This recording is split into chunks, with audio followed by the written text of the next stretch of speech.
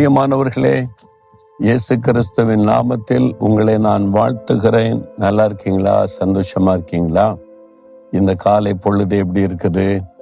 ஒவ்வொரு நாளும் ஆண்டவர் நமக்கு நல்லவர், நன்மை செய்கிறவர், உதவி செய்கிறவர். இந்த நாளிலும் இயேசு உங்களோடு இருக்கிறார். உங்களுக்கு யாவற்றை செய்வார். எதை குறித்தும் பயப்படாம சந்தோஷமா அவர் கையை பிடித்து கொண்டு நடக்கணும். சரி, இந்த நாளை ஒரு விசேஷமான நாளை நியமிச்சிருக்கிறாங்க. என்ன நாள் தெரியுமா? உலக தொலைக்காட்சி தினம் அப்படின்னு அதுக்கு ஒரு நாளை வச்சிருக்காங்க. பாருங்களேன், உலக தொலைக்காட்சி தினம். தொலைக்காட்சி இன்றைக்கு உலகம் முழுது வந்து விட்டாரு இல்லை? டெலிவிஷன் வீடுகளில் பெரிய பெரிய ஸ்கிரீனில் வச்சது போக இப்போ செல்ஃபோன்லேயே எல்லாமே பார்க்கலாம், டேபில் பார்க்கலாம். அது மாதிரி அதை பார்க்காத ஆளே இருக்க முடியாதுன்ற அளவுக்கு இன்னைக்கு உலகம் எல்லாம் பிரபலமாக்கி விட்டாரு. எதுக்காக ஆண்டவர் மனுஷனுக்கு இந்த ஞானம் கொடுத்து தொலைக்காட்சி, இது மாதிரி செல்போனு, டேபு இதெல்லாம் கண்டுபிடிக்க வைத்தார்? நம்ம நிறைய காரியம் யோசிக்கிறோம். இந்த உலகத்தில் அது செய்ய இது செய்ய, இந்த மாதிரி காரியத்துக்கு, பொருளாதாரத்தில் உயர்வதற்கு, மனுஷனுடைய வாழ்க்கை இப்படி நல்லா இருக்கிறதுக்கு, எல்லாத்துக்கும் தான். ஆனா முக்கியமான காரணம் என்ன தெரியுமா? முக்கியமான காரணம், அதன் மூலமா சுவிசேஷம் எல்லா மக்களுக்கும் போகணும். அதுதான் தேவனுடைய திட்டம். அப்ப ஆண்டவர் முக்கிய நோக்கமே நற்செய்தி, எல்லா மக்களும் ரட்சிக்கப்படணும், பரலோகத்துக்கு வரணும், இந்த செய்தி எல்லா மக்களுக்கும் போகணும் என்பதுதான். ஆனா மனுஷனுக்கு ஞானம் கொடுத்து தெய்வன் விஞ்ஞானத்தில் ஒரு கண்டுபிடிக்க வச்சா அதை யார் அதிகமா பயன்படுத்துற? பிசாசு. அதை தன் கையில் எடுத்து தனக்கு காரியத்தை எல்லாம் சாதிக்க பயன்படுத்துகிறான். மக்களை அதன் மூலமாய் தவறான நம்பிக்கையில நடத்துகிறான், பாவத்துக்கு அடிமையாக்குகிறான். ஆனா கர்த்தருடைய பிள்ளைகள் அதை நம்ம சுவிசேஷத்துக்காக பயன்படுத்தணும். என் ஆண்டவருடைய திட்டம் என்ன? மார்க் 16:15 இயேசு சொல்லுகிறார், நீங்கள் உலகம் எங்கு போய் சர்வ சிருஷ்டிக்கு சுவிசேஷத்தை அறிவிங்க. அப்போ உலகெல்லாம் நான் எப்படிங்க போக முடியும் அப்படின்னு நினைக்கிறீங்களா? இருக்கிற இடத்துல இருந்து கொண்டே உலகம் முழுவதுக்கும் சுவிசேஷம் சொல்லலாம். அதுக்கு தான் இந்த தொலைக்காட்சி. இப்போ இந்த சோசியல் மீடியா அதெல்லாம் நான் பார்க்குறோம்ல, ஒரு சின்ன சாட்சி சொன்னால் டக்குன்னு உலகெல்லாம் அது போயிடும். அப்போது நம்ம இது எதுக்கு பயன்படுத்தணும்னா சுவிசேஷம், நற்செய்தி அறிவிக்க பயன்படுத்தணும்.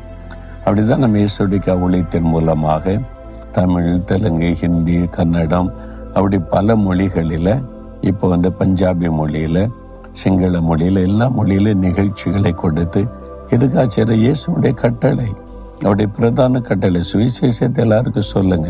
நற்செய்தி சொன்னாதான் அவங்க ஆசீர்வதிக்கப்படுவாங்க. நீங்க மாத்திர ஆசீர்வாதம் பெற்று இயேசு என்னை ரட்சித்துட்டாரு, ஆசீர்வதிச்சிட்டாரு, அற்புதம் செய்யறான் மகிழ்ந்திருப்பதற்கல்ல, இந்த சந்தோஷத்தை மற்றவங்களோட பகிர்ந்து கொள்ளணும்.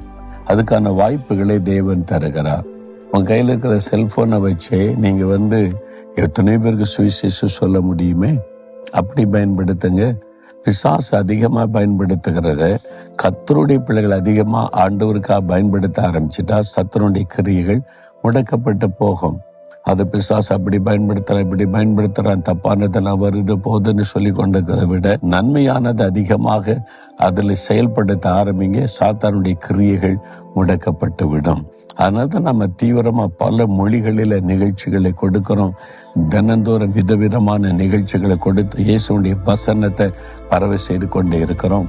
எவ்வளவு மக்கள் ரட்சிக்கப்படுறாங்க, எவ்வளவு மக்கள் ஆசீர்வதிக்கப்படுறாங்க, அது சந்தோஷம். அப்ப நீங்களும் சுவிசேஷத்தை அறிவிக்க உங்களை அர்ப்பணித்துக் கொள்ளணும். டைரக்டா உங்களால முடியலன்னா நீங்க எங்களை போல கர்த்தருடைய பிள்ளைகளோட இணைந்து, எத்தனை ஊழியர்கள் இந்த டிவி மினிஸ்ட்ரி செய்யறாங்க, அவங்க கூட இணைந்து செயல்படுங்க. அவங்களுக்கு கை கொடுங்க, உதவி செய்யுங்க, ஜெபிங்க. அவங்களுக்கு நீங்க உதவி செய்வதன் மூலம், நீங்க உங்களுடைய பணத்தின் மூலம் உதவி செய்யும் போது உங்கள் காரியமாக அவங்க வசனத்தை சொல்லுவாங்க. அவங்க மூலமா நீங்க ஆசீர்வதிக்கப்படுவீங்க, அவங்க மூலமா நீங்க ஊழியம் செய்வீங்க. அப்படி ஏதாவது ஒரு விதத்துல சுவிசேஷத்தை எல்லா மக்களுக்கும் கொண்டு செல்ல. இன்றைக்கு யாருக்காவது ஒருத்தருக்கு ஒரு நற்செய்தி சொல்லுங்க. இயேசு எனக்கு செய்தார், உங்களுக்கு செய்வார். இயேசு எனக்கு விடுதலை கொடுத்தார், உங்களுக்கு தருவார். இயேசு எனக்கு சுகம் கொடுத்தார், உங்களுக்கு தருவார். ஒரு வார்த்தை சொல்லுங்களேன், அதான் நற்செய்தி. நீங்க படிக்கிற இடத்துல, இருக்கிற இடத்துல, வசிக்கிற இடத்துல யாராவது ஒருவருக்கு அந்த இயேசுவை நன்மை வெளிப்படுத்துங்க. உங்களால அவங்க ஆசீர்வதிக்கப்படுவாங்க. செய்வீங்களா? இயேசுவே உம்முடைய பிரதான கட்டளை, எல்லா மக்களுக்கும் இந்த நற்செய்தியை சொல்லணும், நானும் சொல்லணும். எனக்கு எவ்வளவு நன்மை செய்திருக்கிறீங்க, நான் அதை மற்ற மக்களுக்கு சொல்லணும். என் மூலமா மற்றவங்க ஆசீர்வதிக்கப்படணும், நன்மை பெறணும், சுவிசேஷம் என்கிற நற்செய்தி பரவணும். அதற்காக என்னை ஒப்பு கொடுக்கிறேன். ஆண்டவரை தொலைக்காட்சியில உம்முடைய நாம மகிமைக்கென்றது பயன்படுத்தப்பட கர்த்தரை ஆசீர்வதியும். இயேசுவின் நாமத்தில் ஜெபிக்கிறோம் பிதாவே. ஆமேன், ஆமேன்.